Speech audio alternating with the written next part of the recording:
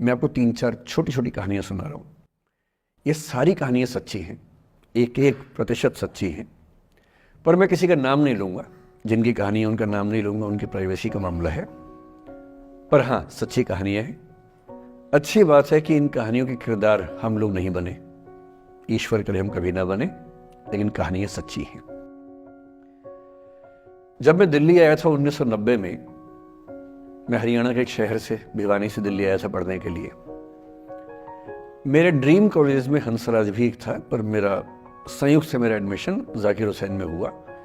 मेरे अंक ठीक थे, यहाँ हो सकता था, पर मैं तो नई दिल्ली स्टेशन पे उतरा, बाहर निकला, पता लगा वहीं एक कॉलेज है, वहीं एडमिशन ले लिया मैंने। तो लोगों ने कहा कि यार कैंपस बड़ा अच्छा होता है। मैंने, अरे क्या फर्क पड़ता है, कॉलेज कॉलेज होता है, छंडो, यही छंडो में सिखाने आया हूँ आप लोगों को। ठीक है, स्टेशन से निकले वही कॉलेज है, मैंने घर जाना होगा तो आराम से कॉलेज से निकल जाएंगे, क्या रखा कैंपस में। पर मेरा एक दोस्त जो मेरे साथ ही आया था उसी शहर से, उसने एडमिशन हंसराज कॉलेज में लिया। मैं और वो स्कूल के डिबेटर्स थे, डिबेटिंग में हम लोग स्कूल टाइम से काफी एक्टिव थे। डीयू में आए तो यहां भी एक्टिव रहे। डीयू में मैंने करीब 5 साल डिबेटिंग की और मेरा ख्याल है कि लगभग 300-400 डिबेट्स मैंने जीती होंगी डीयू में, कुछ हरी भी होंगी, लेकिन मैंने खूब डिबेट, वो मेरा दरअसल दाना पानी था, रोजी रोटी मेरी वही थी कॉलेज के दिनों में। घर से पैसे मैं लेता नहीं था, मिलते भी नहीं थे, देना क्या था, मतलब ऐसी स्थिति भी नहीं थी उस समय मेरे घर में कि मिल सके। तो डिबेटिंग मेरा रोजगार था, एम्प्लॉयमेंट था, मेरा उससे काम चल जाता था आराम से। उसका भी चल जाता था, वो हंसराज से था, मैं जाकिर हुसैन से था। हम खूब डिबेट्स में मिलते थे।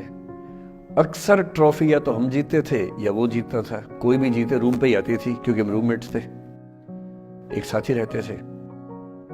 वो मुझसे योग्यताओं के मामले में 21 था, बल्कि अगर वो 21 था तो मैं 15 ही रहा हूंगा या 12 रहा हूंगा, 22 या 21 तो नहीं रहा हूंगा, मुझसे बेहतर था योग्यताओं में। बड़ा अच्छा व्यक्ति था।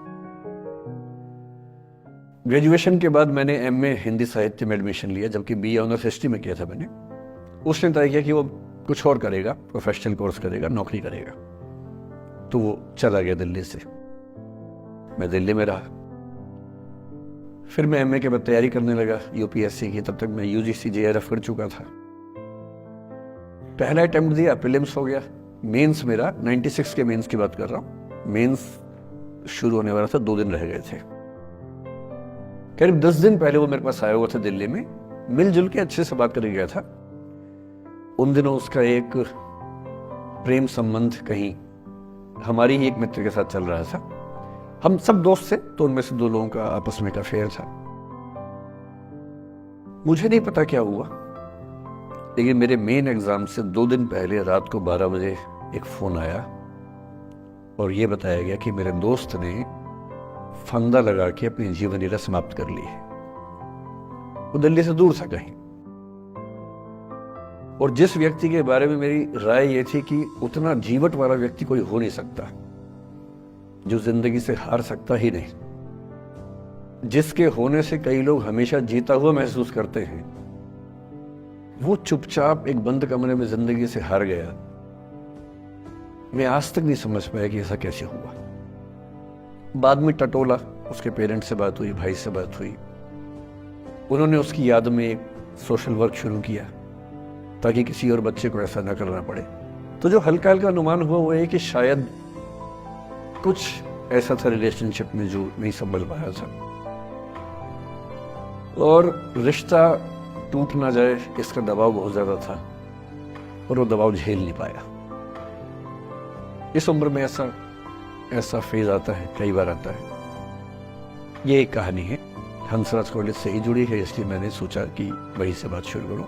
नाम जैसा कि मैंने कहा मैं नहीं बताऊंगा, तो नाम बताने का मतलब भी नहीं। और वो जिसकी मैं कहानी सुना रहा हूं, आप लोगों के जन्म से पहले की बात है। आप तो सब 21वीं सदी वाले बच्चे होंगे ना, जेन ज़ी होंगे आप सब लोग, तो ये तो बहुत पुरानी बात है।